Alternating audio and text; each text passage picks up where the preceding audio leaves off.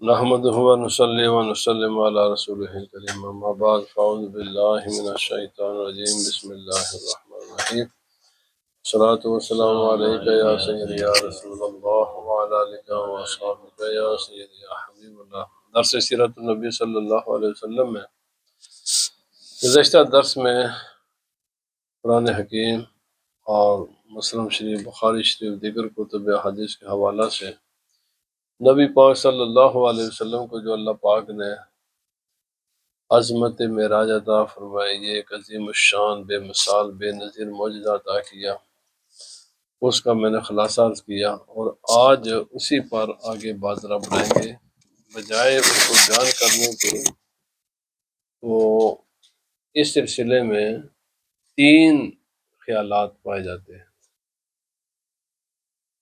ایک وہ لوگ ہیں کہ جو معجزات کا، کرامات کا انکار کرتے ہیں، کلیتاً انکار کرتے ہیں، وہ ہیں مستشرقین، ویسٹرن فلاسفر اور رائٹر جو اسلام پر لکھتے ہیں، تو پھر وہ ان معجزات کا بڑی شد و مد کے ساتھ زیادہ تر یہ سب انکاری کرتے ہیں۔ ایسا نہیں ہے، ایک طبقہ یہ ہے۔ اور جب پھر ان کی کتابوں کو ہمارا یہ اسکول کالجوں میں اور انگلش پڑھنے والا طبقہ یہ جب پڑھتا ہے تو پھر اسے متاثر ہوتا ہے، لیکن ان کے لیے ایک پرابلم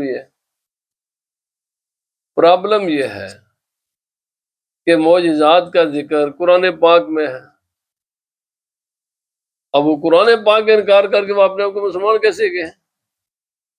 تو پھر اعلانیہ تو انکار ان کے لیے کرنا مشکل ہوتا ہے، تو لیکن وہ نبی پاک صلی اللہ علیہ وسلم کی سیرت طیبہ کو اس طریقے سے بیان کریں گے کہ نبی پاک صلی اللہ علیہ وسلم بہت بڑے بہادر تھے، عظیم قائد تھے، عظیم جرنیل تھے، عظیم سیاستدان تھے، عظیم یہ تھے، بڑے سخی تھے، انتہائی دیانتدار تھے، یہ ساری چیزیں وہ بیان کریں گے، لیکن معجزات کی جب باری آتے تو ان کے ٹانگیں کامنے شروع ہو جاتے۔ ٹھیک ہے، ایک طبقہ یہ بھی ہے۔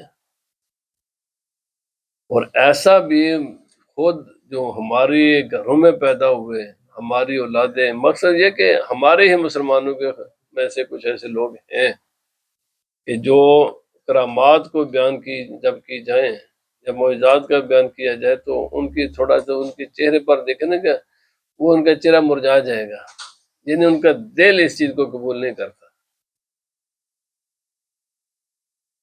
اب ایک تیسرا ہوں، اہل اسلام، ہم خصوصاً اہل سنت و جماعت،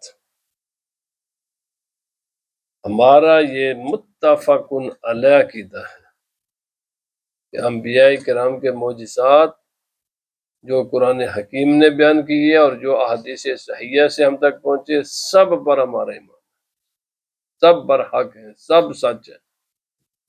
اور اولیاء اللہ کی کرامات، یعنی انبیاء کے علاوہ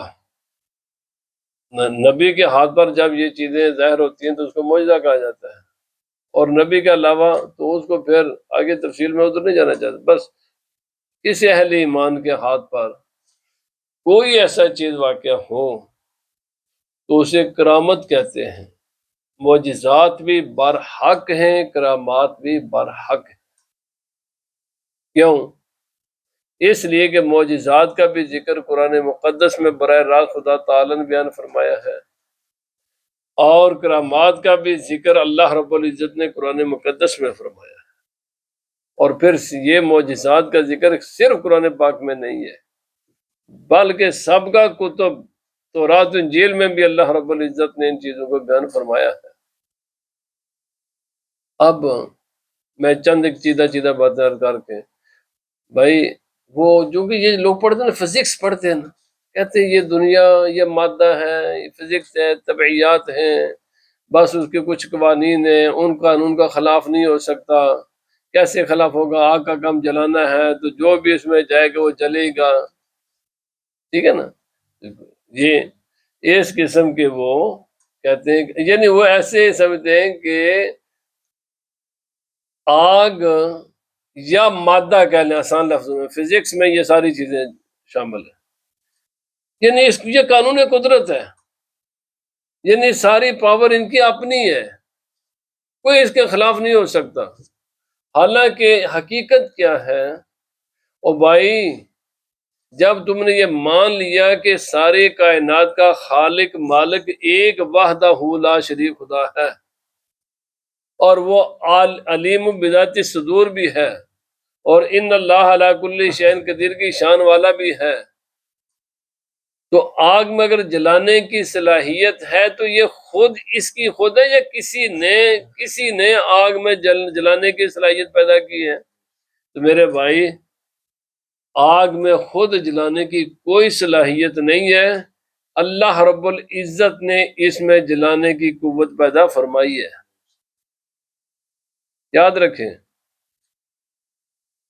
اسی طرح پانی کا بھی یہی معاملہ ہے، ہوا کا بھی یہی معاملہ ہے، مٹی کا بھی یہی معاملہ ہے، تمام چیزوں کا معاملات ایسے ہی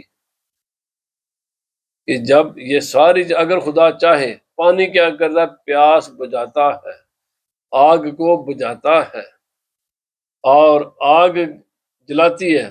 خدا چاہے تو آگ سے پیاس کو بجھا دے اور پانی سے آگ لگا دے، یہ اس کی شان ہے۔ اس میں آگ میں اگر پانی پیاس بجھانے کی صلاحیت ہے تو وہ خدا نے رکھی ہے، اس میں اپنی کچھ بھی نہیں ہے، نہ آگ میں ہے، نہ پانی میں، نہ ہوا میں، نہ کسی بھی چیز میں، کسی بھی مادی چیز میں جو بھی صلاحیت ہے، جو بھی اس کی جو قانون قدرت ایک ہے، وہ اللہ رب العزت کے حکم کے تابع ہے، اور تب تک یہ چیزیں کام کرتی ہیں جب تک خدا کا حکم ہوتا ہے۔ حضرت ابراہیم علیہ السلام آگ میں قرآن پاک نے تفصیل کے ساتھ واقعہ بیان کیا، ڈالے گے کہ نہیں ڈالے گے؟ کہا گیا نا حضرت ابراہیم علیہ السلام کو آگ کا کام کیا تھا؟ جلانا، لیکن وہی آگ جلانے کے بجائے ان پر گل و گلزار بن گئے، وہی ان کے محافظ بن گئے۔ پانی کا کام کیا ہے؟ بہا کر لے جانا، موسیٰ علیہ السلام نے ایسے عصا مارا تو وہی پانی کی دیواریں بن گئی اور خراسہ خشک۔ او میرے بھائی، قانون یہی ہے، عادت یہی ہے کہ ماں باپ کے ملاپ ہی سے اولاد ہوتی ہے، لیکن خدا تعالیٰ چاہے تو کسی کو حضرت آدم علیہ السلام کا نہ باپ نہ ماں دونوں نہیں ہے تو آدم علیہ السلام کو خدا نے نہیں بنایا؟ اچھا، عیسیٰ علیہ السلام بغیر باپ کے آ گئے۔ بھائی یہ ٹھیک ہے، نارمل حالات ایسی ہے، پر وہ مالک ہے جو چاہے سو کرے، اس کے لیے وہ کسی قانون کا پابند نہیں ہے، وہ کسی بھی قانون کا پابند نہیں ہے، وہ کسی بھی علت اور کسی بھی سبب کا محتاج نہیں ہے۔ حضرت صالح علیہ السلام، آپ کی اونٹنی، اچھا ہوتا تو جو نا ایک اونٹ ہوتا ہے، ایک اونٹنی ہوتی ہے، ان کے ملاپ سے ایک اونٹنی ہوتی ہے، ان کی افزائش نسل تو ایسی ہی ہوتی ہے۔ تو حضرت صالح علیہ السلام کی اونٹنی پہاڑ سے برآمد ہو گئی، نہ اونٹ نہ اونٹنی، دونوں نہیں، نہ ماں نہ باپ۔ بھائی خدا چاہے، وہ مالک ہے نا، جیسے چاہے ویسا کرے۔ قانون یہی ہے کہ وزنی چیزیں لانے کے لیے کچھ وسائل چاہیے، مگر حضرت سلیمان علیہ السلام کے ایک امتی نے تخت بلقیس کو آنکھ جھپکنے سے پہلے سینکڑوں میل دور سے اٹھایا، اور آنکھ جھپکنے سے بھی پہلے ان کے سامنے لا کر حاضر کر دیا۔ یہ فزکس اس بات کو ثابت نہیں کر سکتی، یہاں وہ ناکام ہے، کیونکہ فزکس کا خالق خدا ہے، اور اس بات کو قرآن پاک نے بیان کیا۔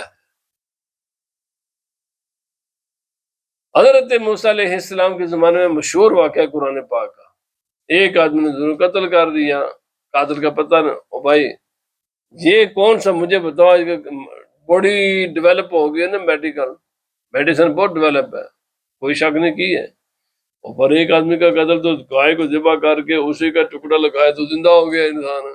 آج کی سائنس اس کا جواب کیا دے سکتی ہے؟ کیا توجہ پیش کرے گی فزکس؟ کیا اس کی توجہ پیش کرے گی؟ اور بھائی یہ اللہ کی قدرت ہے، اللہ رب جو نبی کا معجزہ ہوتا ہے، ولی کی کرامت ہوتی ہے، وہ بیسیکلی خدا کی قدرت ہوتی ہے. اللہ تعالیٰ نے اپنی قدرت کے اظہار اس کے ہاتھ پر کرتا ہے. تو پہلا بات اسی لیے کتنے احادیث میں، بخاری شریف، مسلم شریف میں، قرآن پاک میں، باقی کتب احادیث میں بے شمار واقعات ہیں نبی پاک صلی اللہ علیہ وسلم کے معجزات کا بھی ذکر ہے، دیگر انبیاء کرام کے معجزات کا ذکر ہے، قرآن پاک میں بھی ہے. پھر صحابہ کرام کی کرامات کا ذکر ہے، کتنے صحابہ کرام کی کرامات کا ذکر آتا ہے. حضرت عمر رضی اللہ تعالیٰ عنہ نماز جمعہ کا خطبہ دے دیں تو خطبے کے دوران ہی اچانک آپ فرماتے یا ساریہ الجبل. آپ کہاں تھے اس وقت؟ حضرت ساریہ ایران کے شہر نہاون میں. حضرت عمر رضی اللہ تعالیٰ عنہ کہاں تھے؟ مدینہ منورہ میں خطبہ دے رہے ہیں، اور اچانک جناب حضرت ساریہ کا نام لیا اور کہا بابا ذرا پڑھ کا خیال رکھو، پیچھے دیکھو، ساری توجہ آگے نہ رکھو، پیچھے بھی ذرا دیکھو. تو صحابہ اکرام بھی بڑے حیران ہوئے کہ یہ حضرت ساریہ تو ادھر موجود نہیں ہے، اور ہم تو بڑے دور ہے، یہاں سے سینکڑوں میل دور ہے. تو اس وقت کا آج کل کمیونیکیشن، آج کل تو نہ کوئی ٹیلی ہوئی ہے، نہ کوئی اس زمانے کے وائرلیس سیٹ، اور نہ ہی کوئی واٹس ایپ، اور نہ ہی اس قسم کے جو موجودہ زمانے کے مواصلات کے ذرائع، ان میں سے کچھ بھی نہیں تھا نا جی. تو بہرحال یہ انہوں نے سنا. مختصر بات یہ ہے کہ جب وہاں سے اطلاع آئی، حضرت ساریہ بھی ہے، تو جب انہوں نے بات فرمایا، مسئلہ یہ تھا وہ وقت کہ جب حضرت عمر رضی اللہ تعالیٰ عنہ مدینہ طیبہ میں خطبہ ارشاد فرما رہے تھے کہ آپ وہاں پر ایک گمسان کا ایک رن پڑا ہوا تھا، لڑائی ہو رہی تھی، اور دشمن پیچھے سے آ کر حملہ کرنا چاہتا تھا، جیسے غزوہ احد میں ہوا. تو حضرت عمر رضی اللہ تعالیٰ نے فرمایا بھائی سوری توجہ دشمن کے سامنے کی طرف نہ کرو، دشمن پیچھے سے حملہ آور ہونے کی کوشش کر رہا ہے. تو ہم نے جب پیچھے سے مڑ کر پھر ان کو قابو کیا تو اللہ تعالیٰ نے ہمیں فتح عطا فرمائی، اور ہم دشمن کے شر سے محفوظ رہے. حضرت یہ حدیث پاک ہے، مشکاہ شریف میں حدیث پاک ہے. ایک صحابی رسول ہیں، تو جناب جنگل میں جاتے جاتے اچانک وہ راستہ بھول گئے. تو راستہ بھول گئے تو ظاہر بات ہے جانا بھی ہے، تو جنگل میں شیر آ گیا سامنے. بھائی شیر کا کام انسان کو چیرنا پھاڑنا ہے، درندہ ہے، دنیا کا جانوروں میں انتہائی طاقتور ہے، جو بڑے بڑے جانوروں کو نہیں چھوڑتا. تو آپ نے جب یہ دیکھا تو آپ نے فرمایا بھائی شیر، میں راستہ بھول گیا ہوں، اپنے ساتھی سے بچھڑ گیا ہوں، مجھے ذرا میرے ساتھی تک بلا کے. حکم دیا شیر کو، دونوں آ جائے، ساری دنیا کے انسان مل جائے شیر کو کہ نہیں نہیں تم جو ہم کہتے ہیں اس پہ کر کے دکھاؤ نا. تو شیر نے جناب بالکل اپنا سر نیچے کیا، پوچھل نیچے کی، جو شکاری تھا، جو چیرنے پھاڑنے والا تھا، وہ خادم بن گیا. اور حضرت وہ صحابی رسول اس کے پیچھے پیچھے چلتے رہے، یہاں تک کہ جو قافلہ تھا نا، اس قافلے کو دکھایا اس نے، وہ جناب تمہارے ساتھی ہوا، اور وہاں سے چھوڑ کر پھر واپس پلٹ گیا. بھائی اس قسم کی ہزاروں مسالے ہیں، بھری ہوئی حدیث پاک کی کتابیں قرآن پاک میں ہیں، حدیث میں ہیں. اسی لیے ہمارے علماء جو عقائد پر کتابیں لکھتے ہیں، یا باقی محدثین جب لکھتے ہیں، تو معجزات کا چیپٹر الگ قائم کرتے ہیں اور کرامات کا چیپٹر الگ قائم کرتے ہیں. میرے بھائی یاد رکھیں، نبی پاک صلی اللہ علیہ وسلم کے بعد معجزات قیامت تک رہیں گے. آج بھی پورا قرآن پاک نبی صلی اللہ علیہ وسلم کا معجزہ ہے، آج تک بھی اسی طرح زندہ ہی ہے جیسے ایسے 1400 سال پہلے تھے. لیکن نبی پاک صلی اللہ علیہ وسلم پر نبوت کا دروازہ بند ہو گیا. اب نبی نے تو دنیا میں آنا نہیں ہے کہ معجزات ہوں، اب ظاہر بات ہے کرامات ہی کا دور، اور کرامات کا ظہور قیامت تک ہوگا. اور جو کام نبی کے ہاتھ پر بطور معجزہ ہو سکتا ہے نا، ماں سوائے چند مخصوص چیزوں کے، ان کو چھوڑ کر وہ ساری چیزیں ولی کے ہاتھ پر بطور کرامت بھی ہو سکتی ہے۔ ہاں کچھ مستثنیات ہیں وہ تو نہیں ہو سکتے، ان کا ہونا تو ناممکن ہے۔ مثلا قرآن پاک کی کوئی اللہ کا ولی ایسا کلام کر دے کہ جس کلام کی مثل کو دوسرا کلام نہ کر سکے، یہ ناممکن ہے، یہ نہیں ہوگا، کیونکہ یہ صرف نبی پاک صلی اللہ علیہ وسلم ہی کو اللہ پاک نے معجزہ عطا کیا ہے قرآن پاک کی صورت میں، کہ جس کی مثل بنانا ممکن نہیں ہے کسی کے، ایک یہ نہیں ہوگا۔ دوسرا، حضرت صالح علیہ السلام کی اونٹنی کا واقعہ اب دوبارہ نہیں ہوگا کہ ماں باپ دونوں کے بغیر کوئی چیز وجود میں آ جائے، چاہے وہ انسان ہو یا جانور ہو، یہ نہیں اب ہوگا، یہ نہیں ہوگا۔ اور تیسرا، عیسیٰ علیہ السلام کا جو معجزہ نا کہ بغیر باپ کے پیدا ہونا، یہ بطور کرامت اب نہیں ہو سکتا۔ یہ چند چیزیں، شاید کوئی ایک دو اور بھی نکل آئے، تو یہ چند چیزیں علماء نے فرمایا کہ یہ اب قیامت تک کسی ولی کے ہاتھ پر نہیں، یہ چیزیں نہیں ہو سکیں گی۔ ان کے علاوہ یا وہ مخصوص عظمتیں، شانیں جو اللہ پاک نے نبی پاک صلی اللہ علیہ وسلم کو عطا فرمائی ہیں، ان کو چھوڑ کر باقی ساری چیزیں اللہ کے ولی کے ہاتھ پر بھی ہو سکتی ہیں، لیکن وہ اصل میں وہ ولی کی کرامت نہیں ہوتی، وہ در حقیقت نبی ہی کا معجزہ ہوتا ہے جو اللہ تعالیٰ اس کے ہاتھ پر صادر فرماتا ہے۔ تو اس لیے جب اس معراج کے مسئلے کو اللہ پاک نے پہلے لفظ ہی میں ادا، یہ تمام سوالات کا جوابات دے دیے، سبحان اللہ ذی اسریٰ بعبدہ، پہلے تو اللہ نے فرمایا اللہ پاک ہے۔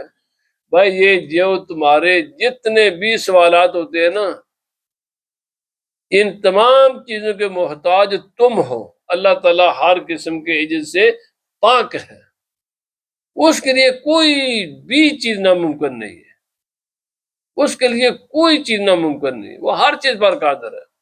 جب وہ ہے ہی پاک ہے، وہ اگر آپ نے اچھا پھر نبی پاک صلی اللہ علیہ وسلم نے کہا فرمایا میں خود گیا ہوں، اللہ پاک نے فرمایا میں لے گیا ہوں، تو آپ جو نبی پاک صلی اللہ علیہ وسلم پر اعتراض کرے، اس کا اعتراض نبی پاک صلی اللہ علیہ وسلم کے معجزے پر یا اس کا انکار نبی پاک صلی اللہ علیہ وسلم کے معجزے کا انکار نہیں ہے، وہ حقیقت میں خدا کی قدرت کا انکار ہے، کیونکہ اللہ پاک نے فرمایا یہ کام میں نے کیا۔ اللہ پاک ہمیں عمل کی توفیق عطا فرمائے اور عقیدہ حق پر قائم و دائم فرمائے، اور عمل صالح پر اللہ پاک ہمیں مستقیم فرمائے۔ وما علینا